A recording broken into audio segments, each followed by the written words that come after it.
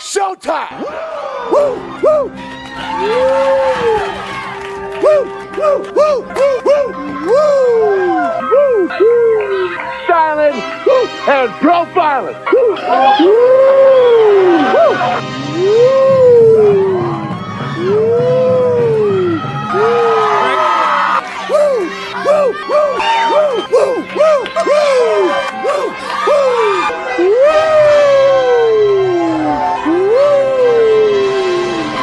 It's live and in color. Woo!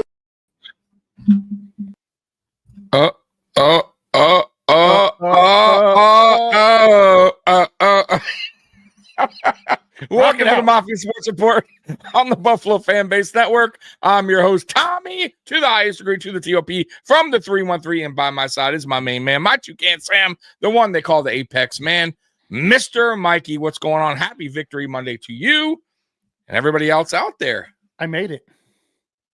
You did make it, man. I was like preparing for a solo show. I made it, and I made it with seconds of it left. I know, seconds, man, right into the intro. That's why when I went to hit put myself in, you already did, and it was like I didn't put my we were bouncing in. It just popped. Oh, you didn't? It was weird. Yeah, odd. Anyways, Happy Victory Monday to you, man, and all of Bill's Mafia out there, man. This is a good day. We clinched the second seed, obviously, yesterday, going into the playoffs. Yes, so, of course, we wish it was the first, but it is what it is. At least we know we have home playoff games, right? So, 2 of them, right? As long as we get, out of the first 2, no problem. That first one will be good to go for the second. By the way, real quick before we move on, today I got the Bills Mafia hotline set up, and we did get our first call. We did get our first recording. That is, by the way, these are recorded, so you guys me and Mikey don't answer these or King Aramis. You just call up anytime you want. It doesn't matter the time, by the way, because I just get the voicemail. It so ain't go ahead and ringing leave. To us. It ain't ringing to us. So go ahead and leave whatever message you want to leave. If you want to leave your name with it, go ahead. If you don't have to. And I don't care. Really, honestly, you guys, you can rant. You can say something positive. Whatever's on your mind, go ahead and send that recording. And what we'll do is we'll play it live, when that message live, when we go live on Mondays, Fridays, pre-games, post-games, whenever we get that message, we'll go ahead and play that. So we do have one. I'm going to go ahead and get to that, and it's from Jacob Spears, from Spears Network. So he's the first person to actually call and leave a message. So we're going to go ahead and play that now. Let's see here. Where is that? Where is that? I thought I had. Oh, here it is. What's up, Tommy and Mikey? This is Jacob from Spears Sports Network saying that was a great Bills win. It always feels good to destroy the Jets. Yes. Well, I've had to get ready to live stream on my channel. As always, go Bills. All right. Yeah, That's right. Thank you, Spears. It's Appreciate always that. Fun to destroy the Jets. Yeah, man. So that was our first call. So thank you so much, Jacob Spears, from Spears Network, and we appreciate that call. I love this. Mitch Trubisky should be the MVP. He has the perfect passer rating. What other QB in the league has the perfect passer rating? So Spin wants to know, do we beat the Pats with our backups? Because Josh will start, but then he's going to sit. I think we do. I still think we're the better team. I know they're going to be playing their starters, but there's going to be a lot of guys wanting to prove something out there. And we have some good depth. So will it be a close game? Sure. We're at New England. But, the question is, too, what will they be doing? I'm sure they're they'll be playing guys, but they also got to be careful in a sense, right? Like they don't want to get their guy hurt in the last week of the game. You know what I mean? Like, so I'm curious what they do with their rookie quarterback as well. But we'll see. We'll see what happens with that. But I do think we win that game.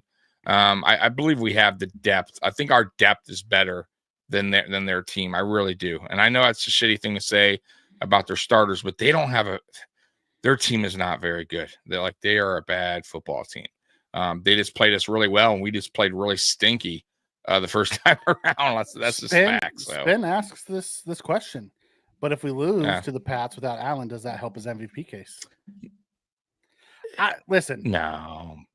It's an odd. This whole MVP thing's odd.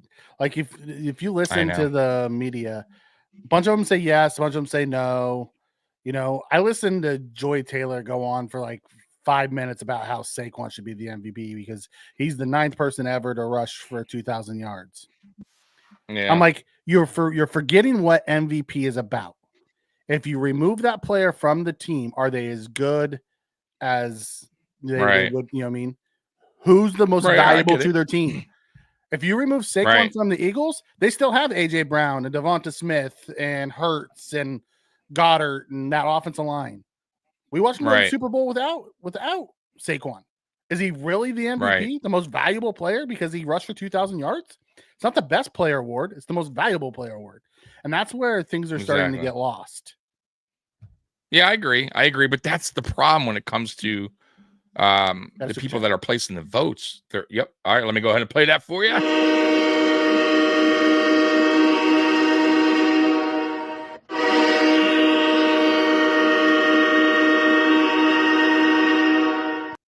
Thank you so much, Cat in the Hat. I really, really, really appreciate that. Yep.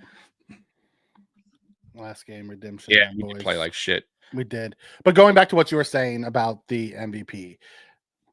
Yeah. I just feel like, look, man, the problem is there's so many. I don't know how many like total voters there are, but the problem is when there's that's a lot, Mikey. When there's that many, they're going to have difference of opinions on what the MVP really means. They're not going to all see it like how you see it, how we see it. A lot of us see it. But that's how it's written on the I get ballot. it, but they don't. I get it, but that's not what they're still going to go with what they feel. So at the end of the day, look, man, I think Josh is sick of it. I think I'm getting sick of it. The talk, I know it's something that's being brought up and it's tough to avoid. Even for Josh Allen, you can kind of tell he was like, when they asked him, I don't know if you saw that post game, the reporter asked him, he was just like, man, I really could care less. Like you could tell it's just like, now his teammates, of course, care. You know what I mean? And at the end of the day, I do believe Josh will look back if he wins this, and it will be something that he cares about. But right now, it's not, and right now, it's probably annoying to him that his teammates have to like get asked that question all the time. His coach got asked, and if he doesn't, blah blah blah blah blah. Like at the end of the day, look, man. Here's my thought. We know he deserves it. I think a lot of other even outside fan bases know he deserves it. It's really not in our hands. It is what it is. If he doesn't win it, I think the award is garbage after that, and I really won't even pay it any attention. Matter of fact, if he doesn't win it, I will not talk about it next year or moving forward. I just won't. It will really be meaningless to me at that point. Yeah, I'm with you on that. Like at this point, I'll be happy once the regular season's over, so we can stop talking about it. Yeah. That's what I'm saying. Like it just, I'm already done with it, man. Yeah. If we elevate Mike White from the practice squad and Josh actually starts the game, Josh becomes Mitch's backup. White would be the emergency QB and couldn't play unless Mitch and J.A. get injured. Is that correct? No, they can actually make all three of them active for game day. However, if they decide to not make Mike White active, he is the emergency quarterback. You can have three quarterbacks on your roster game day. Right. On one as an emergency, correct. Yeah. By the way, the 49ers are giving the Lions a fight here. They're up 21-13. Who the Niners are? I haven't watched any of it. I just walked through the door. Yeah.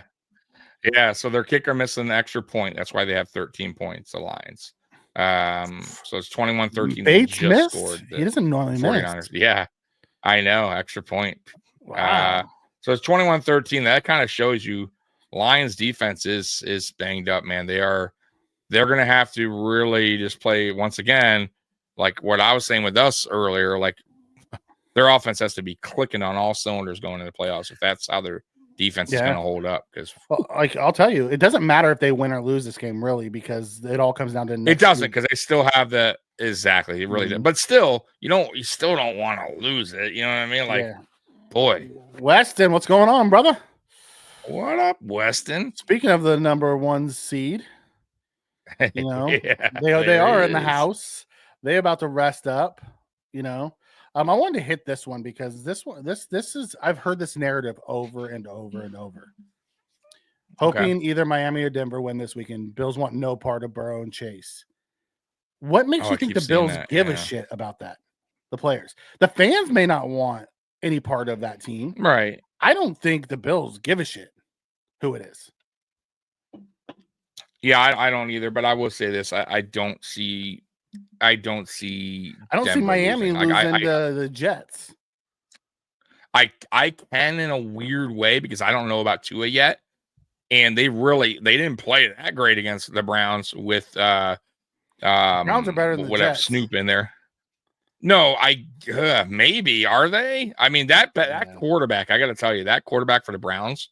DTR. I don't know if you watched that. He's horrible. Holy shit, he is awful, Mikey. So I think the Jets are a little bit better because that guy is disgustingly bad. Like he was like that terrible. Defense, so but the Browns defense is good. Yeah, I get that, but the Jets offense is better, way better than the Browns offense. So I'm just saying, with no Tua, you can maybe see a close game, but I don't think it matters. I think Denver, I think at home they know what they got to play for.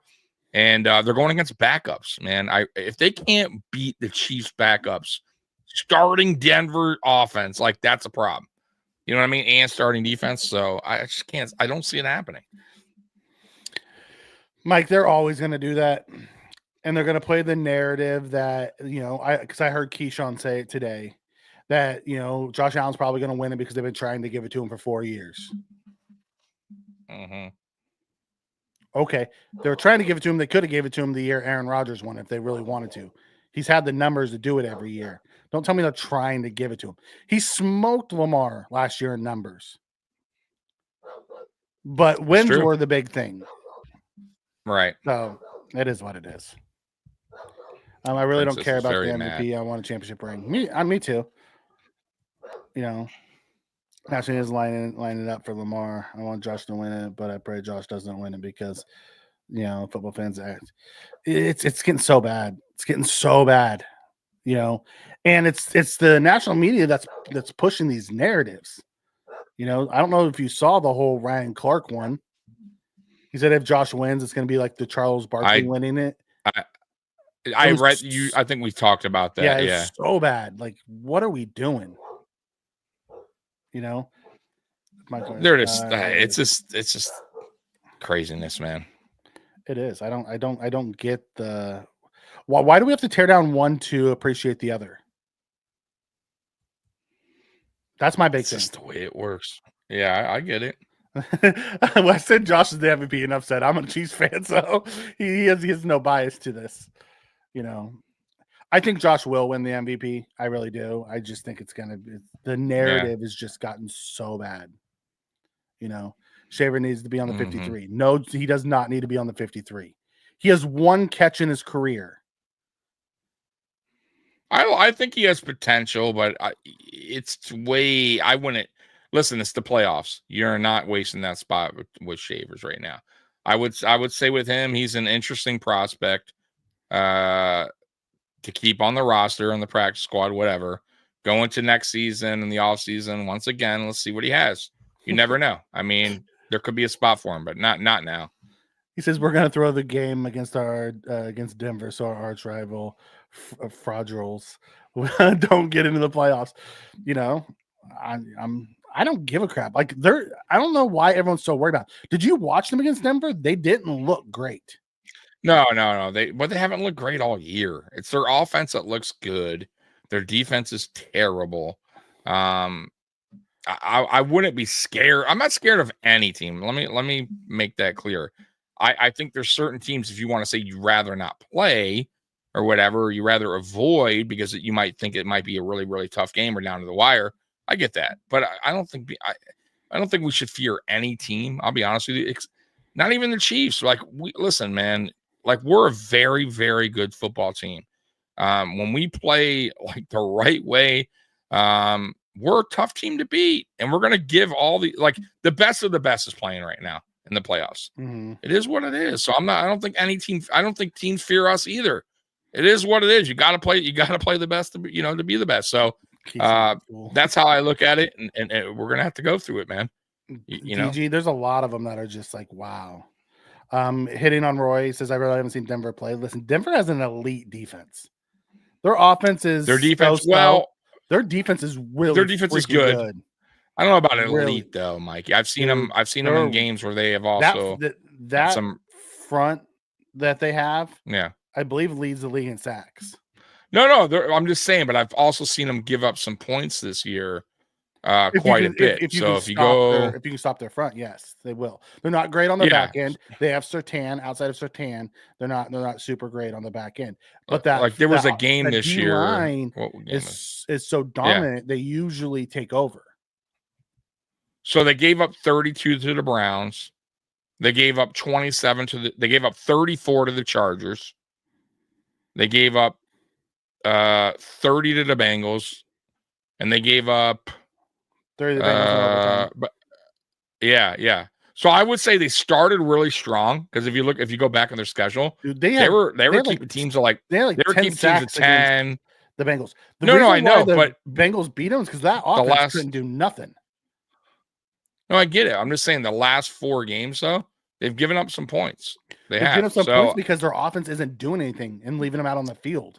That's why they're giving up so many points. Well, I think you could. I don't know if they're elite though. I think I would backtrack. I would back up. I'm not backtracking. I think they're very good. I said what I said, and I said it with my chest. No, you said it. I don't think they're elite. I said what I said, and I said it with my chest. No, that defensive line is legit.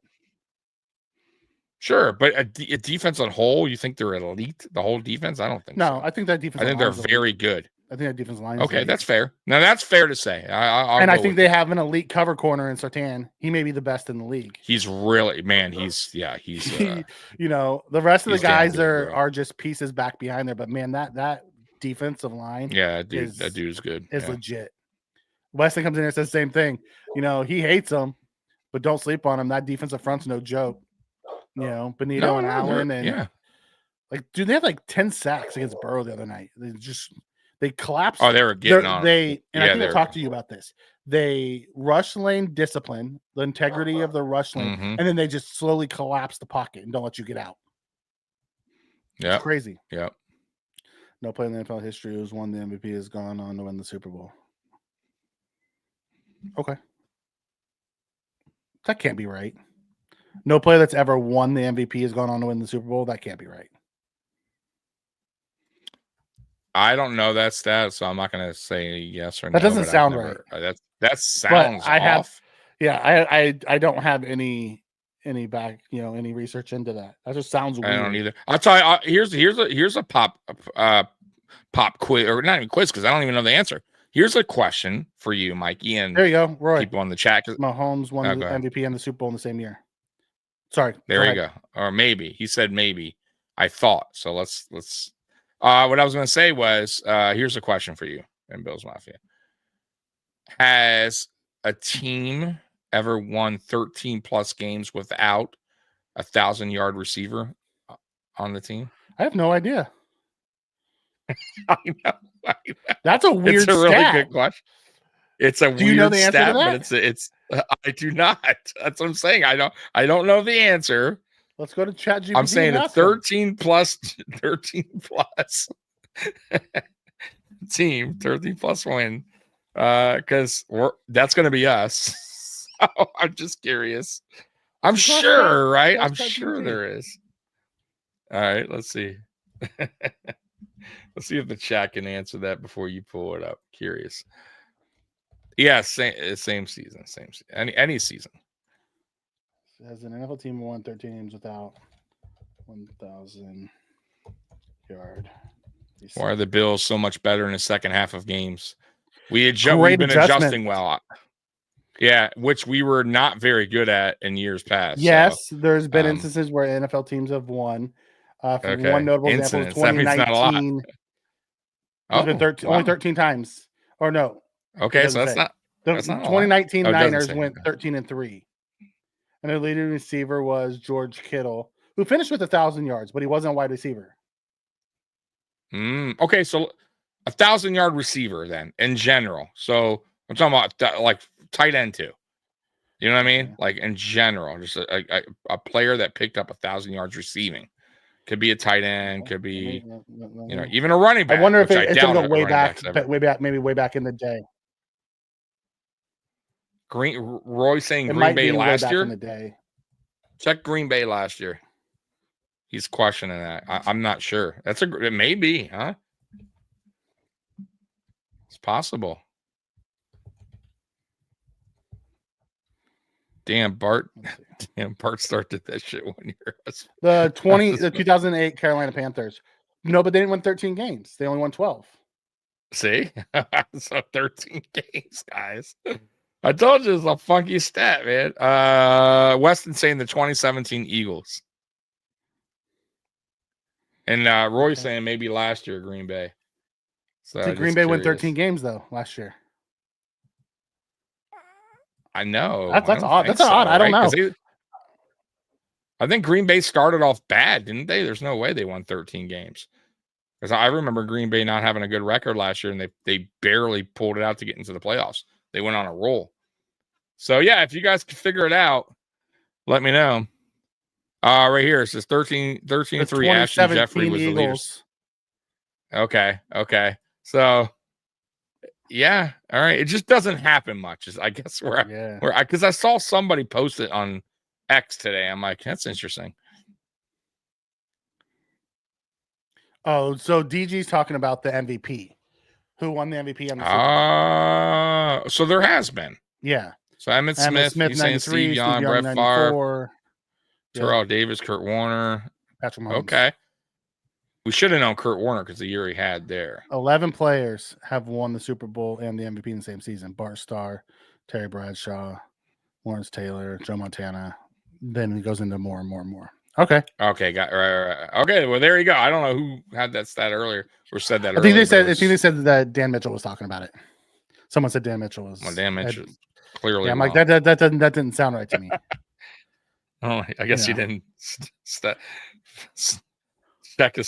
Or maybe they misunderstood what the piece was. I guess. I don't know. I don't know. Because man, that just didn't sound. That didn't sound right. Didn't sound right at all. No. We know J17 is the MVP. However, the talking heads might try to keep him out. They can try to keep him out. Let them do what they're going to do. At the end of the day, just let the chips fall where they're going to fall. Don't stress on it. And if he doesn't win it, I'm just never gonna, never talk about MVP ever again because it's crazy. They keep moving the goalposts and changing the criteria to fit a narrative. By the way, today I did my stock up, stock down. I want to go over that with you, just kind of see, and then if they have anybody to add to that, Mikey, and then also a report card we can go through. So when we're, later on in the show, just something for us to kind of go back and forth on. Okay. Yeah, absolutely. I see Tommy clipped his. Oh yeah, I did it for you guys. You guys asked for it. I did it today. By the way, it's like you're just gonna. I'm poking a lot of people, but it is what it is. Mikey's getting ready. What's up? I like a lot of these guys. The funny thing is, I like a lot of these guys. Just like I didn't call out specifically many people. I really didn't. Honestly, you guys know that. I'm like, okay, it is what it is. Hey, Tommy does what Tommy does, and he says it with his chest. That's right. You know, Spin tell me about it, and my keyboard is effing up. What is Spin telling you about? I want to know. Oh, here we go. The next voicemail will be from Rico. Yeah, Rico doesn't give two shits about Tommy. Yeah, he does. That's what I said. The guy probably doesn't even know my fucking channel. Right? Like, Tommy, who? Right? From where? Like, what's with the strays at Rico? Rico's actually a good dude. Who says that? No, I said that. Who said that? I said you that. say that? I like Rico. Far from a good dude. Terrible person. Okay. Sorry to burst your bubble. We can agree to disagree. Oh, he's let me tell you something. Obviously, don't know my story. We don't need to go down that yeah, about me and my buddy Rico. You don't know the full details of why I have an issue with him, but that's fine. That's fine. I've never had a problem with the guy. Well, I have. So, and I've also had a problem with Eric from Cover One, and I like Cover One, and I like Anthony, I like Greg, but it is what it is. You know what I mean? But I ain't gonna let you sit there and down talk me either. So, I guess I've never really gotten any kind of like back and forth. I'll let you know. I'll let you know off air. Well, I'll tell you the quick story. I already said it before, but I'll tell you off air. Yeah. If he doesn't win, I'm going on Tommy's rant all over social media. It's gonna be, you should. You know, you just keep bringing the voicemails. Bring the heat. Tell us how you really feel about Josh getting stiffed. You know, can we get a show with Tommy and all the channels that he's roasted? No, because none of them like Tommy. Yeah, they're gonna hate me, boy. They're gonna get together and do a show about like who the hell is this guy? Who is this clown with the sunglasses? This fucking jabroni over here. The Bills play the Broncos in the first round. You should man, on to talk about Broncos. Sure, Weston, you want to come on? You know, hit us up. Absolutely. We're happy. Listen, if any of you guys ever want to be a guest on here on any of our lives, for the most part, let us know. We're more than welcome to have you guys on, man. Get up in Tommy's DMs. Slide up in Tommy's DMs. Yeah, right there. Look on the bottom. Tommy Talks Bills on. I got to change that Twitter logo. It's X now. X. No more of that bird. Go Bills. I can go to his channel. I got banned fairly quickly. Jeez. Sorry. Dude, Tommy has beef with Bills podcasters. That's a lot of the Chiefs channels I have beef with. A lot of Chiefs channels are psycho crazy, man. Listen, Weston, I like your group for the most part, but man, you have some that are just trolls, and that's all they want to do is troll. And I don't get the reason to troll.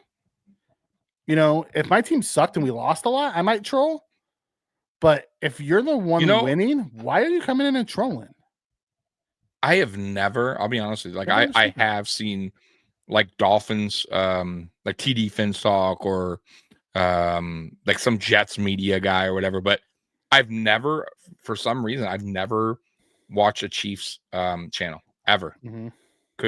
I don't even know who's the best guy out there. You know what I mean? Because I just never had any interest. Now in the East, I do kind of, because it's in your division. I kind of want to hear sometimes what they say, but even then, I don't really watch too much. You know, like we'll have fun with some of our friends from other fan bases, and you know, poke the bear a little bit with them. But I don't troll. Like, have some class. Like coming in to troll just to troll. You know who's gotten really bad is the Ravens fans recently. Like I can't even go on X anymore because it's just a cesspool with it. It's craziness. It is so bad. Jesus, it is so bad. You know. And by the way, I'm sure there's some Bills Mafia trolls out there. I know of one, by the way. I'm not going to say his name, but they're out there. Yeah, there are. Like there's those bad apples in all of the fan bases. Yeah, exactly. So I'm not like, we're not like, I'm sure Bills Mafia is just as guilty as some of these fan bases out there. Oh, absolutely. Trolls are emotionally damaged and insecure. I just started blocking them. I just feel like most of the trolls are bandwagon fans. I troll Dolphins channels all the time. Yeah, I don't. But I just feel like a lot of them are bandwagon fans. Like a lot of them. Troll Tommy all you want. You do troll me. Well, it is what it is. Trolls are lonely and looking for love. Have some sympathy. Some, you know what? Some are funny in a way. Like it is until they get like repetitive and they keep saying the same thing over and over. Yeah. Like I don't mind if you troll a little bit or have a little fun or whatever, but oh god, once you start like putting, you don't have a Super Bowl. Yeah, the same thing over and over and over and over in capital letters. Like now it's not even funny. Now it's just you're just being stupid. You know what I mean? But I don't mind like some banter. You know what I mean? Like a little like joking around. But yeah, dude, like that's all you got. You gotta go. And the crazy part about all of the Bengals fans, I don't think it's the Bengals fans. Bengals players were the ones that were trying to troll the Chiefs, calling it Burrowhead. Like, yeah, that's why are you poking the bear? right. Yeah, I like, don't know. Patrick I don't get that. And Andy Reid kick everyone's ass most of the time, anyways. Why are you gonna poke the bear? I don't understand the logic behind that. Did you see they had a video clip of the Jets? I don't know what they were playing, but they were walking through, like, I guess onto the field. I don't know. They were walking in. Yeah, with the lockers, the 49er style boom box. No, I mean the Jets. Yeah, the Jets, but the 49ers walk with a boom box. And, you know, most of the Jets coaches come from the Niners. So the Jets started doing that. They're playing did they? Paradise. And then Josh Allen's like, stand there at the door watching them. Yeah, I don't get it. That's weird. Ravens fans are just getting nervous because they know their QB underperforms the playoffs. Well, we'll see. Maybe they don't have to. Maybe they won't lean on their QB this year. Maybe they'll lean on their running back. You know. Yeah. As a Chiefs fan, our rival on the field is the Bills, and the conference. Our rival between fan bases is the Bengals. We hate the Bengals. There's a lot. There seems to be a lot of respect between the Bills and the Chiefs across the board. Like I've seen a lot of respect between. It also helps that like the players are friends and they do shit together you know, in the off season. So you don't really have that built-in hatred, you know? So, and I don't, for the most part, the Chiefs have always been pretty cool. They've been, for the most part, respectful, and they can't really listen, man. I don't know how you can hate another like I get saying, hey, we own you, like, and that's not even trolling, that's just the truth in the playoffs. Like I can get that, I can get with that, but I think for the most part they understand that every time we play them, no matter what, for the most part, it's been dogfights, it's been a war. They just come out on the other end. They come out the winner. So, but they respect that. I think you have to. We don't go in there cocky and talking shit pregame, and I don't. And I think a lot. Listen, you better not. If you're Bills Mafia and you fucking bring that shit, you deserve everything you get coming back to you, right? Like I don't do that, man. Let's just go to war and see what happens. Yeah. Last time I checked, it's entertainment. Like I don't actually win anything if the Bills win or lose. It doesn't affect my life other than I get sad a little bit because I like the Bills and I want them to win. Right. Right. T-Dub said I heard troll Jake Ass Man from the Jets YouTube channel. He gives me 5 minutes timeout all the time. That's, you know, going into having a good time with another AFC East opponent, and you're doing it in gist and fun. That's not really trolling. It's those that come in here and that just they get serious. Yeah, I don't mind. It's just like, what the hell are you doing? There's only room for one troll. You know. Yeah, at least be good at it. Be original. I don't mind that either. Yeah. Like, how dumb are you to start calling a Burrowhead because you won once? And Patrick Mahomes' worst half of football I've ever seen him play. You know, it's crazy. Gangsta's Paradise. Yeah, they were rocking Gangsta's Paradise walking out to the field. Okay. Right. Josh is so gangster. He just laughs at the wannabe gangsters. Right. I went to the Chiefs. He probably poked his head out because he heard the song and he was singing it because Josh is old school like that. I went to the Chiefs Bills game at Arrowhead, and the Bills fan says best place they've been to in Kansas City. We treat everybody except the Raiders with respect to come in.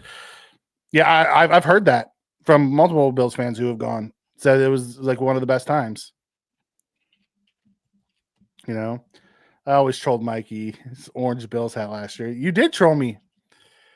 And it's not orange, it's red. It was just old and faded. Oh, yeah. The orange. The Miami Dolphins colors they kept calling it. The video. People were killing you with that hat. You made Mikey change his damn hat, man. I did. I went and bought a couple new ones. I got sick of being, the only KC fanboy I hate is Nick Wright. Yeah, that is pretty dark. Huh? What, you dark? I feel you. Gives the Chiefs a level of cringe factor almost. Talking smack is not trolling. There we go. Talking smack is not trolling. But there's a line between talking smack and trolling. The fact that Jamar won't even mention or acknowledge Mahomes, say his name is wild. He rides for his quarterback. Yeah, where's my NWO sign? Right there. Just getting here. Yeah, right there. Minimum 5,000 nice words. Bright. No, I cannot weigh in on either one of those people. Evening all. Been here since the start, just listening and momming. Thanks, Beth. Welcome. Let's go. I have a theory that the Bills had the wrong cleats or shoes on when we lost the snow game against the Bengals. You look like, dude, that game was just a shit show from the start. It was. I do still say, like, when we do play certain snow game, like, and gloves, like, we tend to slide a lot. Like, I don't know what's up with that. We were slipping this last weekend. I watched You're Keon fall multiple times. You're right, Keon. Yeah. I don't know if they know, like, they get it. Like, you know what I mean? Like, it's different. You got to wear the right shoes in that kind of weather, bud. You can't go with the regular shoes. Salty as hell. I feel bad for the Lions fans because this was like they were so excited for this year, and they had everything, and then their defense just. I mean, it's happened to a bunch of teams. It's happened to us before, to where your defense happened to us multiple times. Yeah, it's just like, but that is just so sad for that team. But it's also why you don't count your chickens before they're hatched. Welcome to the NFL in week 17. Right? I mean, I hate to tell you that, but it's a long season. That's not true, Mike. He scored 2 points for the Bills. 4 quarterbacks played. Four quarterbacks played. And the Bills only one didn't score. Yep. No, he scored 2 points for the Bills. That's true. He did. You're right. You're absolutely right. He gave us points. Right. Nice guy. Right. See, I can't troll or talk shit on the Bills because they beat us every single year in the regular season. It is every year. It's wild. We got Jarek joining us tonight. What up, Jarek? You're on mute, dude. There he is. What up, man? What's going on, fella? I just got home, so I'm just chewing on a burger. Nah, man. No, go ahead. Chew that burger, man. What kind of burger are you having? Come on, tell the audience what Jarek is eating tonight. It's just a cheeseburger. Cheeseburger from where? Come on. It's homemade. It's homemade. Homemade? Oh, those are the best burgers. Homemade burgers are the best burgers. Okay. It's homemade. I just put it in the oven. I just put it in the oven for the most part. All right. So forget the fast food, Jarek's getting home, making the fresh stuff. Listen, if I'm gonna eat it, I'm gonna eat a burger. I'm not a huge burger guy, but if I'm gonna eat a burger, I want to eat a homemade burger. Yes. Okay. Well, what's your favorite fast food burger then? How about that? In-N-Out. If you were to choose one. In-N-Out? Okay. Fast food. Well, I'm eliminating McDonald's, and I'm definitely eliminating Burger King. Damn, wow, he's leaving Wendy's on the table. Why Jared thinks about it? The two that I like are In-N-Out and Carl's Jr. See, we have a Carl's Jr. here, but it's up north, so we don't have one close to me. About the and In-N-Out I've been to is really good in California. Yeah, we don't have them here, but when I visited California, very good. So I'm with you there on the In-N-Out. And it's cheap. Like, it's not real expensive. It might be Five Guys. I mean, we don't really have like a lot of fast food burger joints over here. It might be Five Guys. I've had Five Guys one time and it was so bad I couldn't eat it. Yeah. I also hear Five Guys at different restaurants make different type of burgers. Like because I had it in Reading when I was on a trip and it was just really bad, so I didn't eat it again. They said try it again at another location. Could have just been that location. I'm like, all right, I'll give it a shot. I heard Arby's burger, by the way, believe it or not, is really good. So I haven't Arby's tried it burger? yet, but I've heard like All I've had was the sliders. All I've had was the sliders, man. They said their burgers are off the chain. I've never. So I haven't had it yet, but burgers. Yeah. I've only ever eaten a roast beef sandwich from there. I know. I was like, well, burger. Anyways, all right. Michael Jockey comes in and says, "We lose in the wild card. Is McD out?" No. I don't think there's anything unless Josh goes to the front office is the only way McDermott's getting fired. Yeah, that dude is not going anywhere anytime soon. No. Are we drafted next year at pick 32? See what I did there? Yes. We're gonna draft at pick 32 next year. That means we win Super Bowl. That made Chewy hungry. Chewy said, "Damn it, I'm hungry now." Sorry. No, hey, blame Jarek. He's the one that said he's eating a cheeseburger. Oh my god. Yeah. They're showing DeMar Hamlin in the booth at the game as much as they showed Taylor Swift last year. Is DeMar Hamlin at the Bengals game? What are we talking about? I don't get this comment. I don't know. Yeah, Connor, explain. I lost you there. Okay. You kind of lost me when we started talking about burgers. I lost where I was at in the chat. Because I got home and I ran out here to get set up. So it was like I haven't had a chance to grab anything. And now I made everybody hungry. Jarek, real quick. What's your thoughts on the game, man? Sunday's game. We did what exactly we were supposed to do. Like I said, I still feel like we went a little bit vanilla. Well, the plan was a little bit better last week, but compared to last week, but for the most part, our offense was pretty efficient for the most part. Defensively, I mean, was bend but break. Their tackles they had backup tackles in there. I mean, Fashanu was, the loss of Fashanu really hurt the Jets. Arguably, he played, I think, in 6 games, and he might be the best overall tackle on the team. Why he wasn't starting from the stretch made no sense to me. By going with Tyron Smith and Morgan Moses. But their tackles got abused. I mean, Von Miller had an incredible game. AJ Epinesa, Rousseau did really, really good. Our interior pass rush and our ability to stop the run was pretty solid as well. Aaron Rod, for the most part, like I said, our defense played really well, but I don't want to give them too much credit because Aaron Rodgers was missing wide open reads. He was making just stupid decisions, and I think kind of his mobility, his lack of mobility, really kind of hindered the Jets.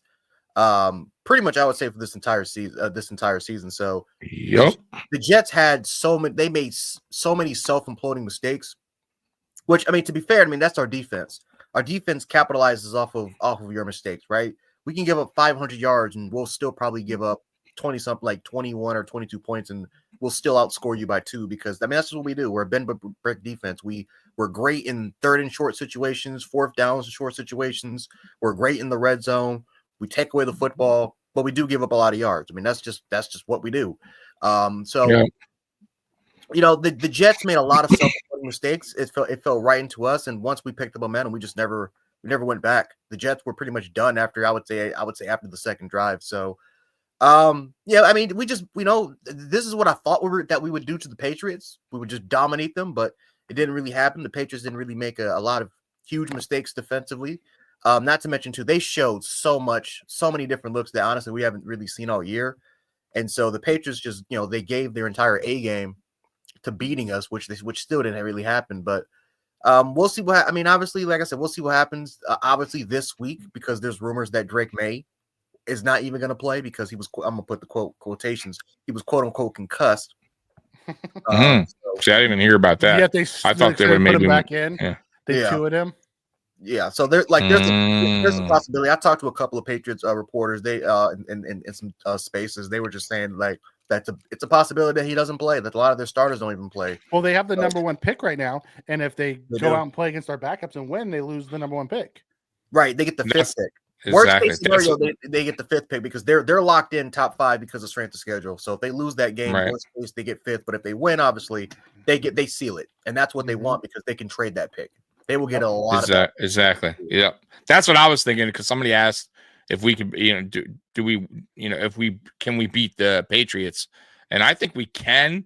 And I also said like I don't know if all their starters are going to play either, and is it really beneficial for them to beat us? It's not like like the Giants winning the other Sunday was a crucial mistake by them. Like I get you want to play hard, you want to go out there and at least show your fans like that are paying customers. You want to at least show them something, but holy shit, like dial it back a little bit. Like, come on, Dable, you have to know what's going on here.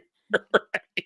And I just didn't get that. I didn't understand that, but Miami, it is what it is, man. Against the Cincinnati Bengals, the Bengals got Joe Burrow, they got Tua. Yeah, Miami was going to end up with the number 1 and have Burrow. Yep, you're right. Absolutely right. Yeah, it's just that you got to be smarter than that, man. But yeah, Jarek, we did what we had to do against the Jets. I thought it was a better showing than the week before. I still think it was a little vanilla, but I think that's what it's going to be. I think that was the plan over the next after we beat the Lions. That was the plan moving forward, and they just were gearing up for the playoffs. I think they felt like they still could beat the Patriots twice and the Jets once at least, or 2 out of 3 with a pretty much a preseason type playbook on offense. So, and to be honest with you, they did. So, I mean, against the Patriots, I think they dialed it up a little bit more against the Jets. I think in the second half more than the first half because it was still a game, you could say, 12-0 at that point. And I think they knew they had to turn it up a little bit just to get a little bit more of a cushion. And they did just that. So, but I still don't know about the defense. The defense worries me a little bit, but I will say I do like that players are getting back healthy. We don't have to play any of our starters week 18 for the most part. That's a good sign, especially heading into the playoffs. This is the first time in a long time I feel like I feel like that the Bills are going into the playoffs pretty much a healthy team. I mean, this is crazy to us considering, Yeah, really, we're going to live and die with how our defensive line performs. Our defense is good when they show up. Mm-hmm. When they don't, we get our defense isn't good, and Josh has to carry us. But at the end of the day, it's going to live and die with how this defensive line performs. If they all show up, we have a really good shot. If they don't, it's going to be a struggle bus. I don't know if it was me. What? Can you hear me? Jarek, you still there? Yeah, I can hear you. Okay, I think we lost Mikey. And then Mikey's back. Me? We can hear you now. We lost you for Mikey. Oh, okay. Yeah, for some reason you refroze on me. I think it was you. It might have been me. I'm hardwired. I don't know what happened there. Anyways, go ahead, Mikey. I don't remember where was that. I was talking about the defensive line showing up. I was just saying in general, though, not just the health-wise. Yeah. Like, this is the first year in many, really, honestly, that we're going into a postseason, into the playoffs healthy, like on both sides of the ball. Like, think about it. Every year for the past, since when? You know what I mean? For like, if you go back, I think that, what was the last year we were fully healthy going into a playoffs? 2020, I would say. 2019. Right? Is that 2019? Because 2020, I believe that was the Trey White year. He tore his ACL the first time. You're right. That was the AFC Championship game versus the Chiefs. That was 2020. 2019 was the Texans. Okay. Who were we missing in 20? We weren't healthy in 22. I remember that. I think 2020. I think we were healthy in that championship game, and they just. I'm pretty sure we were. You're thinking 2021. That's when the injuries started happening. Yeah. right? Yep. Trey. Okay. So we haven't had a healthy team since 2020, if that's fair to say. Yeah. So this is the first time since 2020 that we're going to have everybody on the field.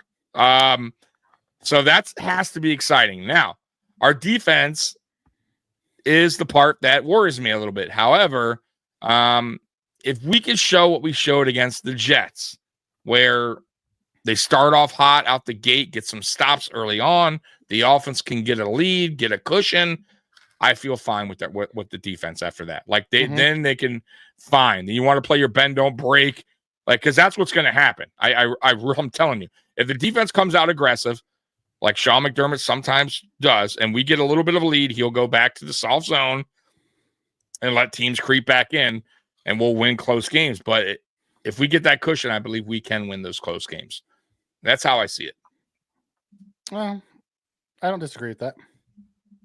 What about you, Jericho? How you feel about this defense going into the playoffs?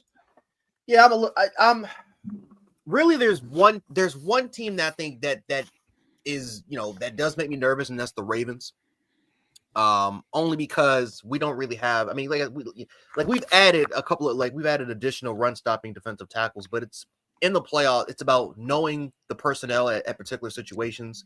Because we've seen this in times where we've had run stopping guys sit for some weird reason against teams that we should put them in.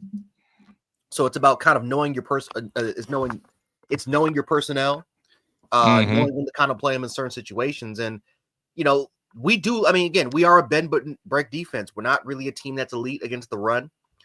We have shown the capability that we can eliminate the run. The Lions game, I mean, we held them to less than 50 yards. The Ravens will be tough though, because again, they're a little bit different from the Lions. Now the Lions were they're multi-role in terms of their offensive line schematics, and I do think the Lions have a better offensive line, but Lamar Jackson can get to the outside. Greg Rousseau is great at setting the edge. AJ Epinesa has been pretty solid in terms of it, but Lamar can get outside. He can get outside the edge, and we got speed at the linebacking position, but it's just the threat. It's like when you play Derrick Henry, you can't normally how we play defense. It's going to be a little hard for us to kind of play that way when Derrick Henry is there. You have to take him into account.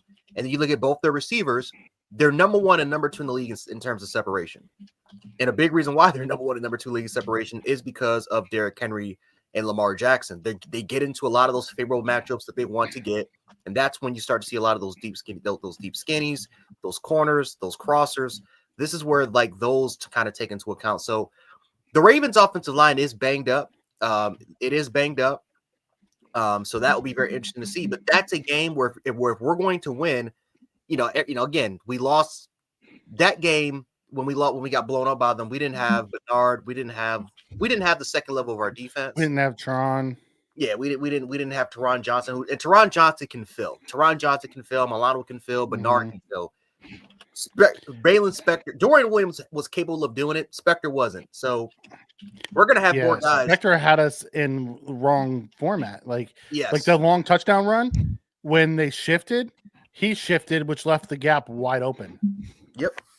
It's just I'm not fearful. I'm not really fearful of that, but it's really just more so of Baltimore getting the matchups that they want. And Lamar rarely makes mistakes when he gets the matchups that he wants. That's what kind of makes me nervous. Not in the playoffs. In the regular season, Lamar rarely makes mistakes. In playoffs, he presses. Right. Yeah, I agree with that. Yeah, Lamar's had some. Yeah, it'll be interesting what happens. I don't normally blame quarterback. I hate that usually. When people are "Oh, Josh Allen can't get it done in the playoffs. He lost. It's Josh Allen. Game guy. Blah blah blah." But I also understand though if it's true. Okay, if you're saying Lamar Jackson can't get it done or he has been bad in the playoffs, yeah, I mean I'm with that. I can see that he has not been a good playoff quarterback. So it just depends. But if you say that and you don't watch the actual games and you're just going by losses, and yeah, that's just totally unfair. But yeah, I think Lamar has to prove that he can, I also don't think he's win big games in the playoffs. Also, think he's been helped by his offensive coordinator. Some of the game plans they've asked him to manage just seemed odd. But I've seen him make some bad throws. Yeah, I've seen him make some poor decisions at the same time. So I'm not saying I totally understand.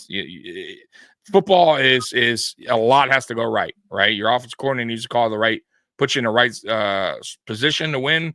Your offensive line need to do their job. The running backs, everything, receivers, defense has to play their role. Special teams. I totally understand that. But Lamar has had some rough outings in the playoffs. So we'll see. We'll see what happens. But I'll tell you what's going for him this year is the guy in the backfield behind him. That's Derrick Henry. It'll be very interesting to see what happens if they go against a team that can neutralize the run game early. Because we've seen this 3 times with Greg Roman and Todd Monken, where if your run game was neutralized, they're going to go away from it from the entirety of the game. So if we were able to do that and put the Baltimore Ravens in long distance situations instead of what they normally would like to do, which is get into 2nd and 4, 2nd and 5, 3rd and 2 situations. Does Monken abandon that part of the run game, or does he rely on Lamar to make plays and kind of put on that superhero cape? Because the difference is with our quarterback is that we have to ask him to put on the cape. Josh Allen he has shown the ability to deliver in those situations. Yeah, Lamar has it in the playoffs. They have not won a game in the playoffs when he throws the ball more than 35 times. Yeah. No, I'm with that. I totally agree with that. I'm with you on that. I think the key to that game is to limit the first down, the first down run. If you can hold them to 2nd and 8s, 3rd and 6s, 3rd and 7s, limit those 2, 3, 4 yards on 1st and 2nd down and put them in 3rd and medium, 3rd and longs. Those are where Lamar starts to press. And Monken has proven that if you keep doing it and then you get a lead on him, he'll quickly abandon it. Oh, absolutely. He's done it multiple he did it times again. He did it against the Raiders earlier this year. He's done it against a couple of them. He'll quickly and say, well, our receivers are good and Lamar can make, amazing plays. And then you made him one dimensional. Yeah. That's the key. Don't let Henry get going. That's the key. Yep. Bernard really hasn't been making plays recently, though, since Milano came back, or is it just me? Jarek, you want to take this one? He hasn't been the guy that's been popping off your screen. That's for sure. I think Milano, that just watching him in that Jets game, Milano was Bernard was kind of one of the players that I saw was doing a lot of the dirty work. He was taking on a lot of the blockers, allowing other players, especially Milano, to kind of go on their fill or have a better or having those better pursuit angles. Like, I think Bernard has kind of been he's been more of the shot caller, but I don't know, he's been doing a lot of the dirty work. And if he has to kind of go out there and blow plays up, if he kind of has to be the one that's got to go out there and be used in pass rushing situations, we all know that he's capable of doing it. But like I said, Bernard, he's not been popping off your screen, no to say, but he's been doing his job. And I think that's just, that's all I care about. As long as you kind of do your job, play your role. For the most part, we've shown that we can still win and dominate. Yeah. I give him his credit. I give him his credit. Too. He's really great quarterback. I don't tear one down to prop one up. I just call what I see in the playoffs. Yeah. And he hasn't been good in the playoffs. Listen, and I'm with you on that, Roy. See, I didn't think he was going to be I didn't think he would be good in the NFL as a quarterback. I was totally wrong, and I'll eat crow on that, no problem. And the Ravens initially, they didn't really know what to do with them at first either. I think weren't they starting another quarterback at the time? Yeah, Joe Flacco. Joe Flacco, and then I think Flacco got hurt. Something happened where they finally said, you know what, we're gonna exactly. So and then that's when they put Lamar in, and then they realized, okay, Lamar actually can be a good quarterback. He's not just a gadget guy or a guy we could throw in there and, like a lot of these like gadget quarterbacks, like especially college now. If you notice, like there's a guy for the Michigan, I forget his name, but all they do is put him in to run. That's it. He does. Yes. Yep. That guy. He does nothing but run the football. And I look back at Lamar's college, and Lamar did everything. So I was a little surprised that the Ravens saw him like that, at least how I saw it in the beginning. But then they noticed, and I feel like they quickly noticed that this dude is much more than that. And look, Lamar's a really, really good quarterback. Really good. We're just talking about playoffs. He has underperformed. That's all. Yeah, Weston says, I've had the privilege of seeing Allen, Burrow, Lamar, Mahomes. It's been awesome. Like, can we just stop and appreciate the great quarterbacks that we get to see week in, week out? Absolutely. Did you see the game of the night, the Falcons Commanders game? Yeah, that was so much fun. Ruined my fantasy football Super Bowl, by the way, Mikey. I meant to tell you, 102-99. I lost because the game went into overtime because the Commanders couldn't stop the Falcons right before in the fourth quarter at the end, and then the Falcons didn't make the field goal, and then they went into the overtime, and then of course their quarterback absolutely goes berserk, just drives down, and I lose 102-99. He was taking a beating too. Like he needs to get down. Like the hit that he took from Simmons on the goal line was vicious. Oh, dude, it looked like he was getting in.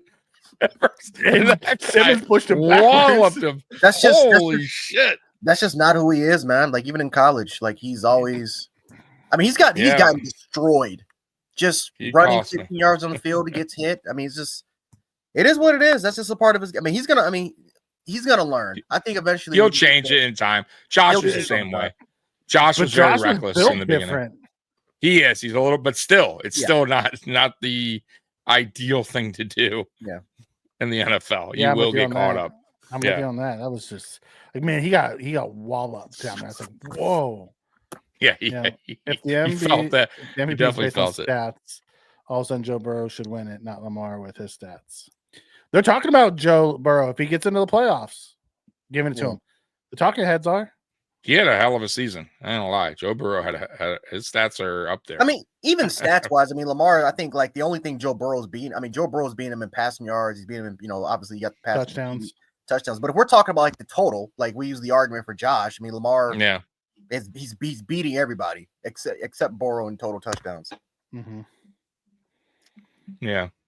I mean, he only has 2 more total touchdowns than Josh? I think he has 2 more. I'm not sure. Yep. I think he has 43 and Josh has 41. That's not crazy difference, right? Neck to neck. I mean, he's got more, but he's also played more snaps than Josh has. Yeah. Josh has sat down like 4 or 5. He sat down the fourth quarter in like 4 or 5 different games this year. Yes. Yep.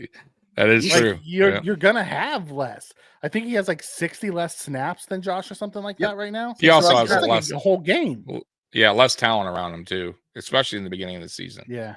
You had a really young core in Keon Coleman. Curtis Samuel was still not what we thought he was going to be. His main option at one point was what's his name? Matt Collins. I mean, I'm just throwing that out there. It's like he didn't have a lot to work with early in the season until Amari came here. Then it kind of helped everybody then people started to pick it up. But even Dalton Kincaid. Also, no, I'm just saying. Keon started getting better. He started. That's what I mean. But that's when Amari came in. Yeah. Keon started to pick up his game. Mm-hmm. But my point is, like in the beginning of the season, he didn't have that. Like a lot of guys, it just wasn't. He didn't have those guys. When Matt Collins is wide receiver 1, we're not in the right space. Yeah, even Khalil, who started off good, he was his guy, but then he got hurt, and then the ankle, and so then it was Matt Collins. Like we didn't have there. Khalil for the Ravens game either. And he wasn't right even when he came back. So I'm just throwing that out there. You have to take that into factor. We don't have a Derrick Henry either. I like James Cook, but come on, he's not. He's no Derrick Henry. So Lamar has he has much better talent, like star talent around him. It's the difference, T-Dobbs. It's the difference between how how McDermott plays it and how Harbaugh plays it. Harbaugh's always been that way. He does that in the preseason and pisses people off. So it doesn't surprise me. Like the second, McDermott takes his foot off the gas all the time. All the time. It's all annoying. The time. And Weston, like honestly, the Lions play different outdoors than they do indoors. They're a better team indoors than they are outdoors, both offensively and defensively. But you're right. Yikes. No, and it's against, listen, the 49ers are, they have so many people missing, and they have 28 points right now with a lot of time left in the game. Like, yeah, the defense of the Lions are in trouble. For sure. They're going to get scored on in the playoffs. Their offense is going to have to carry them.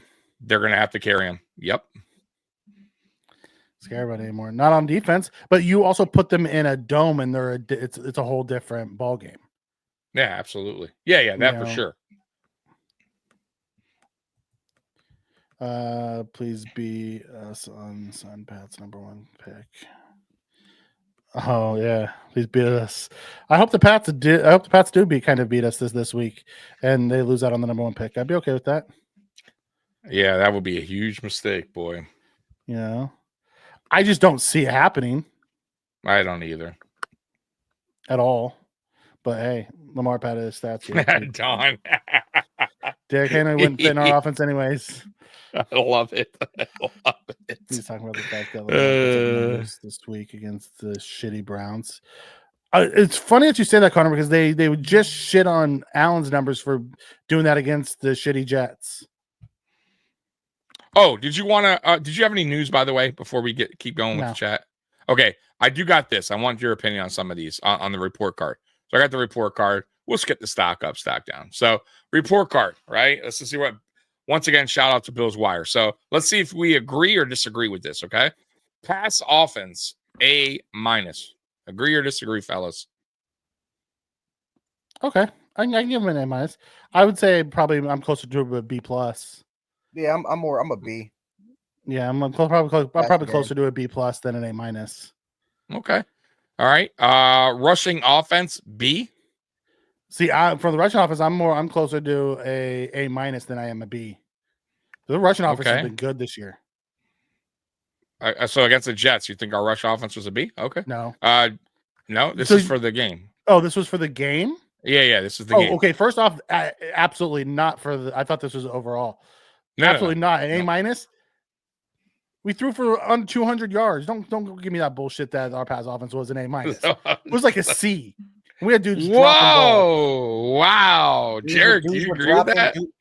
Dudes were dropping. We couldn't get any separation. Like wow. Yes, I'm giving them like a C on pass offense. Bill's Wire. Are you hearing this, Bill's Wire? Passing concept. Derek and Mikey. Like you can just tell these passing concepts. Like it was just. All right, everybody in the chat. Everybody in the chat, I want you to go do this with us. Bob said pass offense. What do you give it? Do you agree with this A-? Now, if not, label out the pass offense for the Jets game. Yes, the Jets game. I'm sorry. Pass offense for the Jets game. Week 17. What do you grade it? Do you agree with this? If not, put your grade in, and we'll go to we'll wait for you. So Khalil you want me to a couple of untipped drops? Oh, that was crazy. So what they're saying, Keon falls down, just falls down. Yeah, he slipped. Yeah. Falls down, and then he dropped the throw that that awesome throw that Josh got out of 2 free rushers, gets away, throws it downfield, and he drops it. So this is the reason, if you want to know why they gave it an A-, Mikey. They said Josh Allen did a great job extending plays and giving his receivers opportunities to make big plays. Amari Cooper and Keon Coleman made tremendous catches. Allen spread the wealth. 9 different receivers caught passes. In addition, no receiver caught more than 3 passes. And interestingly enough, the biggest play for Buffalo's offense came from depth players Mitch Trubisky through a short pass to Terrell Shavers, 69-yard touchdown reception. The Jets secondary was a challenge at times for Buffalo's offense. However, once the Bills found us through the Jets, they obliterated the New York defense. In addition, the Bills did not concede a sack on the afternoon. That's why they gave it an A-. Yeah, they gave. Now, what are people saying? Josh got out of it. What And are people saying in the chat? We were 17 for 28 for 251, and Mitch's 69-yard throw was a 1-yard throw and a 68-yard run. Mm-hmm. Pass offense C+. Okay. B-. Ooh, Connor going B-. Okay. You know, so far that's it. Jason, go back to that. You know what? That's American Idol. Go back to. Yeah, it's okay for me, dog. Yeah, it was okay for me, dog. Yeah. I love it. Yeah, no. I got to get that sound clip. Josh was 16 of 27 for 182. Now, okay. You're going to tell me that it was an A- because they made 2 spectacular catches? All right, so I'm going to go with, you're giving a what, Mikey? I'm going to C. A C. And it was Jared? An average day. I gave it a C+. All right, I'm going to go B-. I'm going to be a nice guy, unlike you two. It definitely wasn't an A-, that's for damn sure. All right, rushing offense, B. This I don't agree with. I don't agree with that either. I think rushing, yeah, I would give it a C-. I'm with you. C-. 97? You're right. Yeah. Jarek, what do you give it? And I'm being nice with the C-. I mean, it wasn't good. I gave it a D. Yeah. There you go. So there's not the nice answer. So guys in the chat, we're on rush offense. Our versus the Jets was Josh Allen for 10 yards. Yeah. What do you guys give the rushing offense versus the Jets week 17? Go ahead and put it in the chat. Blakely, A+. A+, yes, Scott. 90 points.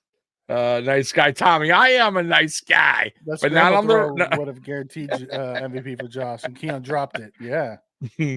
Nice guy, Tommy. That's right. That's right. Good guy. Yeah, C-. C-. Hey, T-Dobbs, A for the passing game. Jason said C. Oh, man. T-Dobbs A++++. Yeah, T-Dobbs likes it. All right. Give guys, also put, because you guys are on a delay, put passing and put running grade, whatever grade we're on. Yeah. So we know, because we don't know. Neither one of them are at A++++. Right. Pass defense, A-.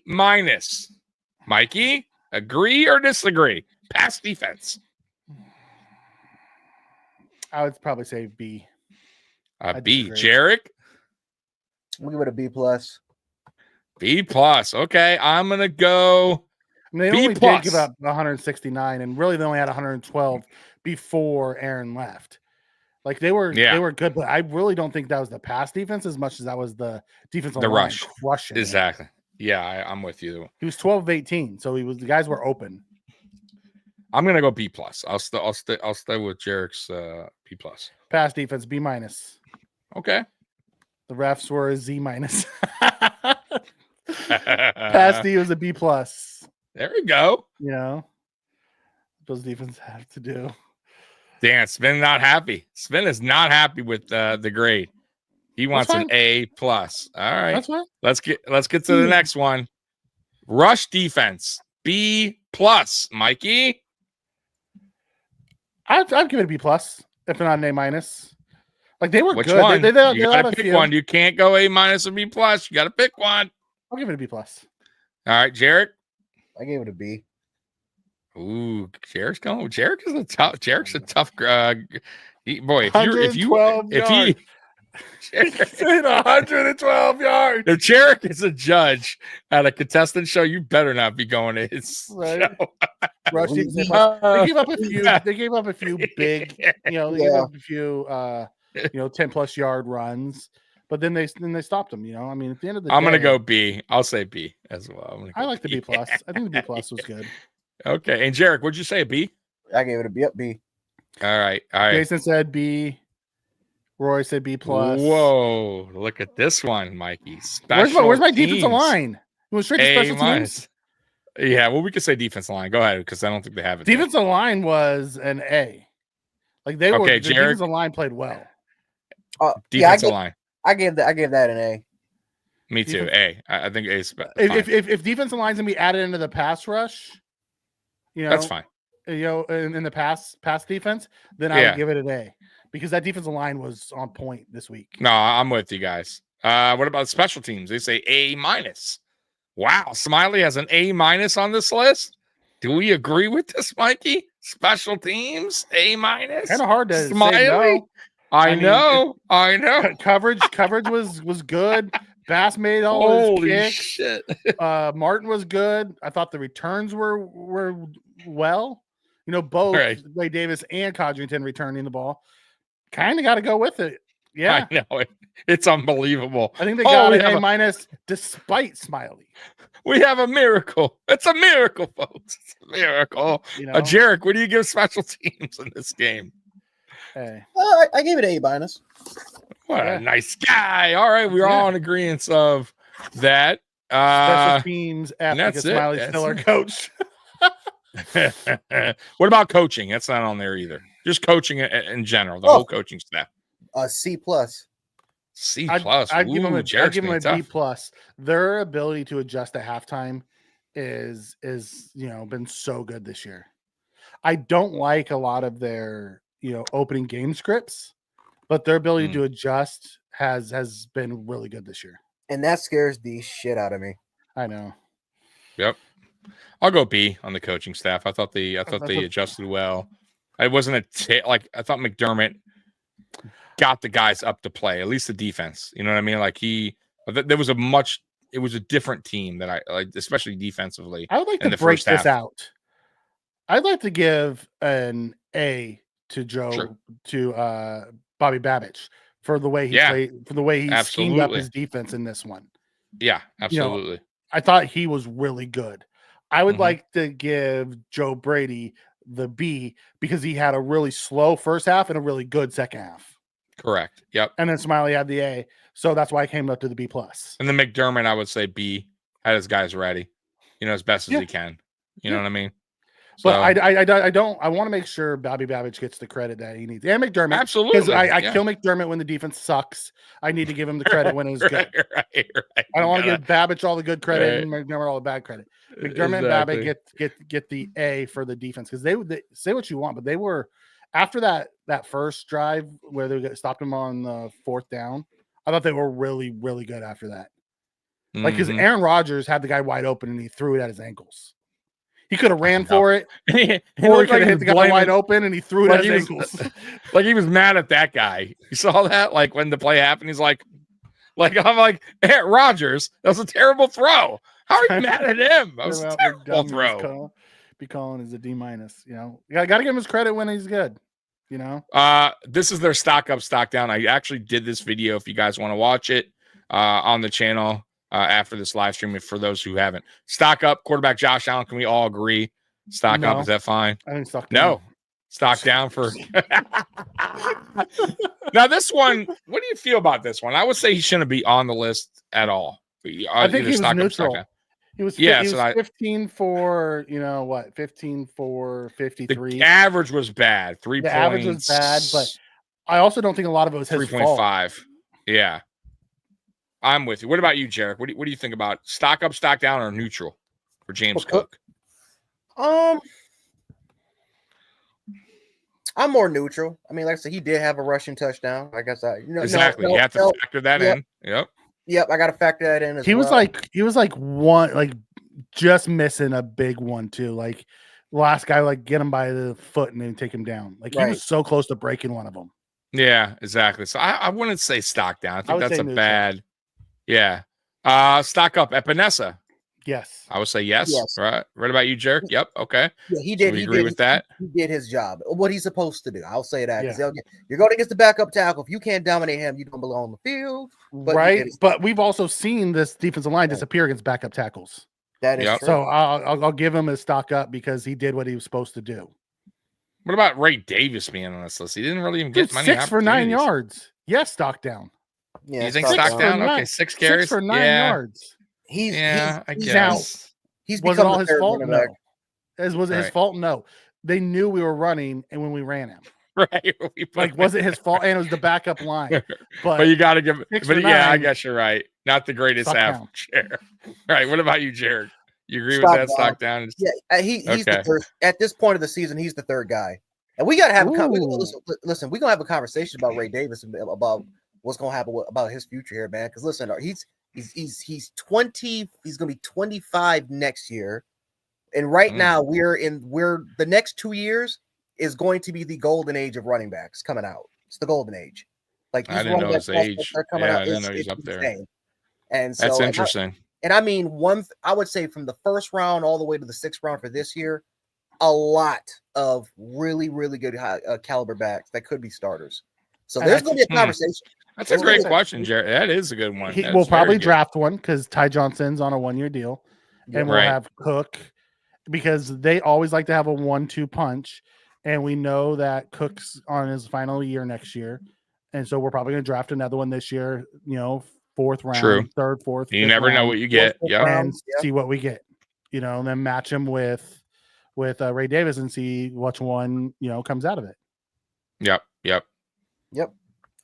His stock is just going down. He's I want to get your take on Connor's question here. Do you guys think we're holding stuff back for the playoffs as far as play calling?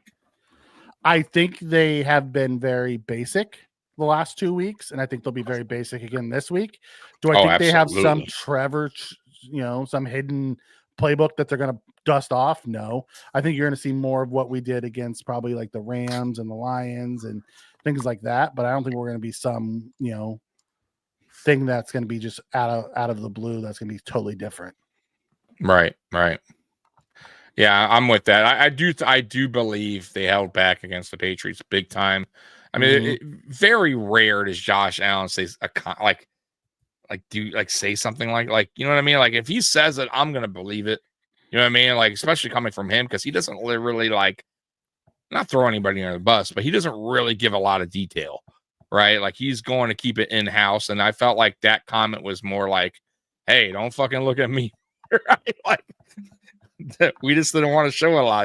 That's pretty much saying that Brady and McDermott, hey, like that was their decision. So yeah, I do believe they held back.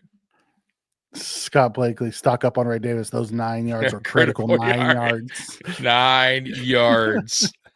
What about Amari Cooper, guys? Stock up. We can all agree with that. Yeah. I thought Cooper was Jared. good. Yep. I'd like to see us use him more. In there. Yeah. The Tyrell Shavers fan club. But you got to give it to him. That was a good play. It was good blocking too, but he did take it to the house. So his one, got to get. You made the catch and you followed your blockers. Good job, buddy. Absolutely. Now there's not there. That's the end of that list. So who else would you guys have up on your stock up, stock down if you can pick a few? Because I noticed they didn't pick any defensive players. If you noticed that, not that. Oh, no, they did. Epinesa. They picked Epinesa. I apologize. Von Miller. Okay. What about you, Jared? He had multiple pressures and a sack.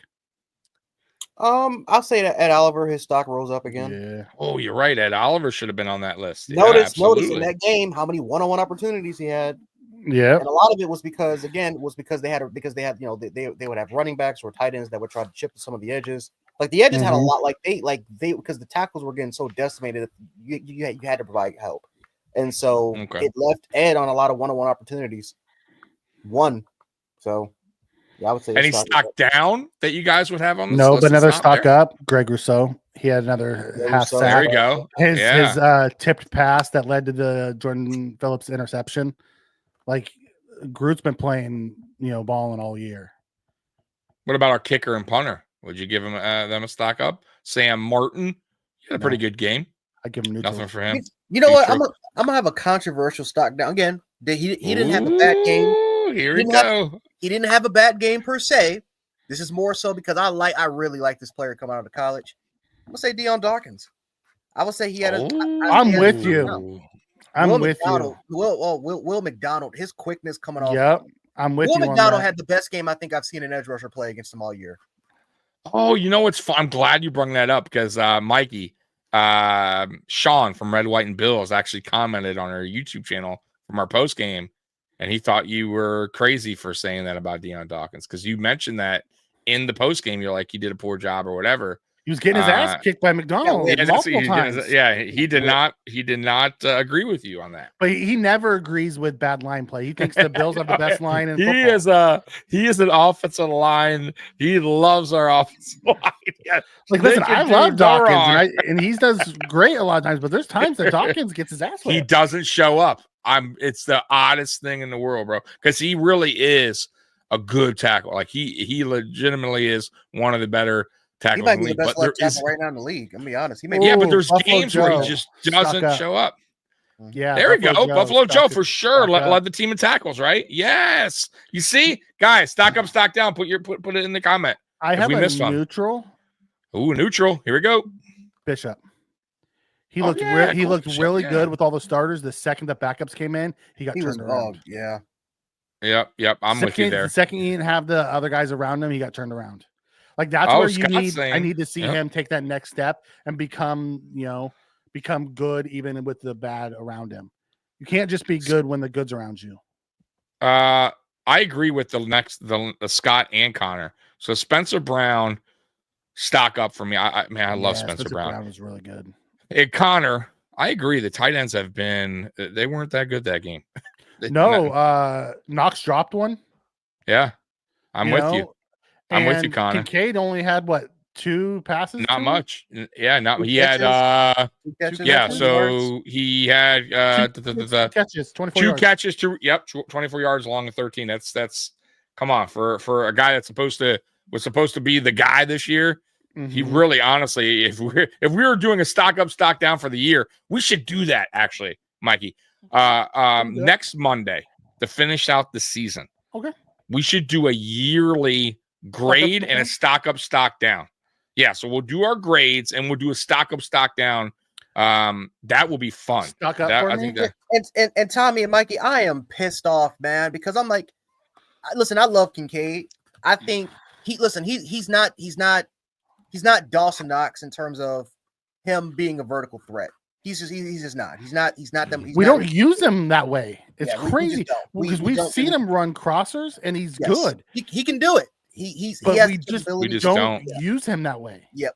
We trust Dawson Knox more in those and more in the vertical seams, the crossers. We trust him. We trust him more in those sort of situations. It's crazy. Kincaid isn't a bad blocker. He's actually okay. But he's okay. He's gotten better, I would say. If you wanted to get another tight end 1 in the draft, you should have got Sam Laporta. And even in this draft, there's 3 tight ends. There may be 4 guys, including one that's probably going to go in the 2nd, 3rd, and Mason Taylor, son of Jason Taylor, who I think is better than Dalton Kincaid right now. I'm sorry. Tyler Warren. They ain't gonna do it. TJ Loveland. They're not gonna do it. But it's like, damn, if you really wanted to get a tight end, this was the man. Kincaid is the Charles Clay type of receiver where he's a pass catcher. And we don't use him correctly. I guarantee you, if you give Kincaid to Andy Reid, he'd be all I agree with that. Yeah. I don't King Aramis thinks we should trade him. Since we should trade him. And get another tight end. That's what he feels. And I wouldn't hate it. I wouldn't hate it, but I don't. I'm still on the fence when it comes to Kincaid because, like you said, I don't know if we're just not using him right. And for some reason, Buffalo, just throughout the years, cannot get the tight end right. Cannot get the tight end right. I don't get it right. I don't get it either. We've never had like that. No, do not tight end. That's like, damn, that dude's. You look at the prospects of what they do. Like Dawson Knox, when he came out of college, I mean, he wasn't really known as a great blocker. He wasn't. No, he was just known as an athletic. Again, he was a raw prospect. Raw. Yep. And that didn't even have a touchdown in college. Yep. Kincaid. No, he played with DK and AJ. Yeah. He was the 2nd string. He wasn't even the starter. He was a quarterback turned tight end. Like he went there as a quarterback. Yeah, wild. And then we get a guy that was classified more as a receiver than an actual true tight end in Kincaid. Mm-hmm. So it's like I don't think we've really evaluated that position right now. Thankfully for Knox, we were able to turn him into more of a, he has the athletic profile, and we made him more into a red zone threat. That's also probably arguably the best blocking tight end in the league. I think Kincaid is a really good asset for us. But it's the way that this offense is formulated. you haven't gotten the tight ends that fit that fit the offense that you want to have. I just don't understand. I think our tight end. I don't even think it's that. I think a lot of it has to do with what Spen says here. The way our offense is run under Joe Brady is it could be anybody. So this goes back to us using a very high asset on a tight end in the first round, where we're not making him a priority. And I'm not comparing him to other players. I'm just saying I think he'd be better in a different offense because he's not a priority. Sven is angry. I love when people do that because I notice it right away. People do not understand. Okay. I'm sorry, Sven. I'm sorry. Sven, I'm sorry. It's crazy. Oh man, you did it again. There's more capital letters coming up, guys. Oh my god. The problem, T-Dobbs, is if you want to draft all defensive players, is I don't trust McDermott to draft defensive players. I don't trust it either. We trusted the draft a bunch of small I don't dudes. trust that evaluation. I don't do it. He just wants a bunch of small, fast dudes, and we need to get bigger dudes. So until they break the mold like they did on offense when they drafted Cybo, he wasn't the archetype that they normally looked for. And they went out and got Keon Coleman, wasn't the archetype that they normally looked for. Until we start breaking, wasn't the archetype that you wanted to look for. Until we start breaking that on the defensive line and linebackers and get bigger, we're gonna have the same issues we have with being bullied in the run game. Just need bigger guys. We do. We absolutely do. Like what I would love for the Bills to do. My dream would draft a big ass defensive tackle next to fucking Ed Oliver and let him be that stuffer. And then Ed Oliver, you will really see Ed Oliver flourish. Until then, you're going to have games where Ed Oliver doesn't show up because the guy next to him doesn't show up, and it's just not what Ed Oliver does well. He needs that bigger guy next to him that could stack that box, man. That could take on two and let Ed Oliver take the one. You know what I mean? Like, I don't know, but we don't have that. I don't know if this comment is more towards me because of Kincaid.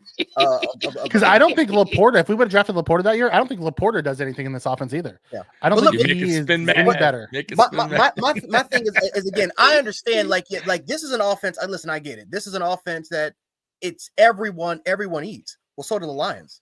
Everyone eats in that offense. Look at the route patterns or the route concepts that they use Sam Laporta in. And again, the Lions, again, I think we're top. I know we're top 3 in the league in terms of using 12 or 13 personnel. Lions are top 5. They've been top 5 for the last 2-3 years. They run just as much as 12 as we do. Look at the route concepts that they use Laporta in. They use him in those deep crossers. They use him in short to intermediate situations. They use him in a variety of different routing concepts with other tight ends that fit the role of what Dawson Knox and Kincaid also do as well. Again, I'm not blaming the player in Kincaid because Kincaid had 600 yards when he played 8 full games when he wasn't even substituting. And to Jarek's credit, Spin, I think it was his rookie year. Jarek went to, or was it this year? You went to the training camp. He was dicing everybody up. You were on here and you were like, bro, this guy's legit. He was raving about him, and I agree. Listen, I don't think he's just not used correctly under this Joe. Right, he's not used correctly, and under what Joe Brady has, this scheme is just not gonna happen. I don't think. And him and Josh don't seem to be on the same page this year because we've targeted him a shit ton, and Josh has overthrown him. There's just you're all right. He doesn't sit down where Josh wants him to sit down at times. It's like they just don't seem to be on the same. But that goes back to scheme. We're not using him the way I think he could be used best. But I don't think they. Yeah. I also don't his route tree is. Yeah, I don't hate what the Bills are doing, and he seems to be okay with it, unselfish. Yeah, exactly. As long as we keep winning, I don't give a shit. Yeah, I'm with you there. Yeah, it just sucks, because I think you feel it could be better. Spin, you're right in terms of the tight end is not going to be used to what to their maximum full potential. But the reason why I was on the Laporta train compared to Kincaid is that Laporta can block. The dude was the best blocking tight end with Darnell Washington. Kincaid can't. I mean, he can block a little bit, but he's not efficient in the run blocking game. He's not using chip situations.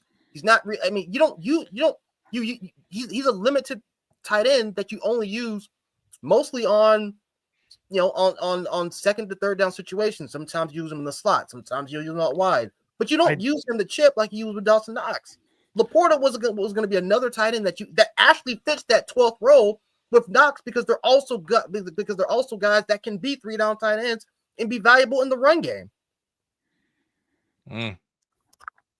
Kincaid's not. I didn't know much about Laporta coming out. Yeah, I'm be honest with you, I didn't know either. I didn't look at any tight ends that year because we had just paid Dawson Knox and I wasn't expecting this. Right, I had no idea.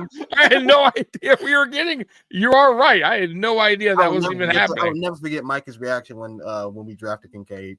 I was not happy. Neither I was what the pissed, dude. Like, because I didn't understand what we were doing there. Signed Knox. Right. Like, what are we doing? And Knox was just coming off of that crazy good year, touchdown year. Yeah, touchdown good year. yards. Good. Yeah. Yeah, like 9 on the year. Yeah, I didn't get it. So Roy asked, so is the lack of tight end production a result of Brady's scheme? It's a result of Brady's scheme. It's a result of the players not not making catches when they have the opportunity. It's honestly, it's a result of Josh Allen missing them. Josh Allen has missed his tight ends a shit ton this year. Yes. A lot, yeah. I want to say too. I want to say at least. Also, there's been drops. There's been drops. Yep. And like the whole point of drafting Kincaid was he's supposed to have this awesome feel for zone, and him and Josh just don't see the zone the same because Josh will throw it like in front of him or behind him, expecting him to be somewhere. Like he'll slow down, Josh will throw it in front of him. He'll speed up, Josh will throw it behind him. It's like they're not on the same page on how that zone feels. And that's why I'm jealous of other tight ends like Laporta, because Laporta, for some reason, Laporta and golf from day one, the one thing that we expected Kincaid to do, Laporta was able to do in terms of feeling out zone. And knowing I'm with you on that, Spen. Knowing when to exploit. And that pissed me off. I mean, but to Spen's credit, like that's why drafting a tight end in the first round, it's dangerous. It's very, very dangerous because of, and that's why it's also very important what type of scheme that they run in because, it's different variations or different responsibilities that you're not really used to at a particular level compared to running, the NFL offense. Like I hate Kirk Ferentz offense. I hate that offensive scheme for tight ends. Even Kyle Winningham or Joe Dossie did with Utah. It sucks. It does not translate that well for those tight ends in Utah compared to the NFL, but I don't know. It is what it is. Tell me when the last time you saw Kincaid open by 7-8 yards, just sitting down in a hole by like 7 or 8 yards. I just watched Laporta run, and I really think it's scheme related. It's the type of routes they're running him. Yeah, I'm looking at the route. Yeah, like the last time I saw him, he was running down the sidelines by himself, and Josh overthrew him, and he fell down, hurt his knee, and we didn't see him again. Right. Yeah, right. Curtis Samuel doesn't sit where Josh wanted him to either, although he sits on the bench well. Oh man, we have a tight end overload. Keep 3+ practice squad should be low priority. No, I agree. I don't think we're going to be worried. They love him. The Bills coaches love him. I'm just hoping him and Josh figure out a way to get on the same page and we find a way to use him a little bit better because using him as just like a bubble screen guy seems dumb. Yep. I agree with that. Man, we've been on here a little bit, Mikey. Did you have any good, bad, and ugly, or we're skipping that tonight? We'll skip it tonight. All right. So look, man, it was all pretty much good, right? It was all pretty much good. We had some bad penalties. Right. And other than that, and the second string defense was pretty ugly. Yeah. Or the third string, fourth string, or whatever it is. We had Codrington covering Garrett Wilson. That was ugly. He does not. He only needs to be on the field for special teams. Get in there, little fella. Go. Like that was ugly. Most of it was really good though. Yeah. I'm with you, man. There wasn't a lot to be angry about in that game. Yeah, it was fun. I didn't like the Keon Coleman initial drops that he had, and then he made up for it with a hell of a bad. You're right. Yeah, hell of a touchdown. Yeah, but he did make up for it. And you know what? I don't hate that because he did that earlier in the season, and he turned around and made some great catches. Shakir to get back on track. Shakir is really off his game. Yeah, that is and I think he will. I don't think that's gonna stick. Yeah, well, the reason why Elam was inactive was because he doesn't play special teams, and we had all of our corners back. He's toast, bro. You know, I don't know what they do with him. I bet you they activate him this week. Yeah. Well, you're right. Get in there, Elam. Jazz's post game rants are epic. We'll need him to call. Oh, dude, he does them hotline. for everything. Alabama and other teams they are good. So we're gonna get out of here. Jarek, tell everybody where they can find you at. Yeah, you can find me at Jant Sports on YouTube. You can find me at Jant 716 on X, and then also Jant Sports on TikTok. All right. And I don't know if you know this, Chance, but we have a Bills Mafia hotline now. So anyone can leave a recording at any time. Doesn't matter because it won't ring on our end. It'll just be a voicemail, and we will play it live here when we go live on Mondays, Fridays, pregame or postgame shows as well. The number's right there, 313-314-2760. It don't matter if you want to rant, if you want to say something good, if you want to just say whatever. You want to come and talk about how great Mikey is? You can do that too. Yeah. If you want to give Mikey right. Give Mikey some love, or just tell Tommy how stupid he looks, or whatever. Go ahead and say that. You don't have to leave your name if you don't want to, but I am a yeah. My name's Spin. I love putting everything in capital letters. Oh, Elam's gonna win us. He's gonna pick it off and take it back to win us the game. Give the pass. All right, guys, we're getting out of here, man. So we appreciate you guys. Bills Mafia, we love you, and as always, go Bills. We're out of here. Go Bills. Peace. Go Bills.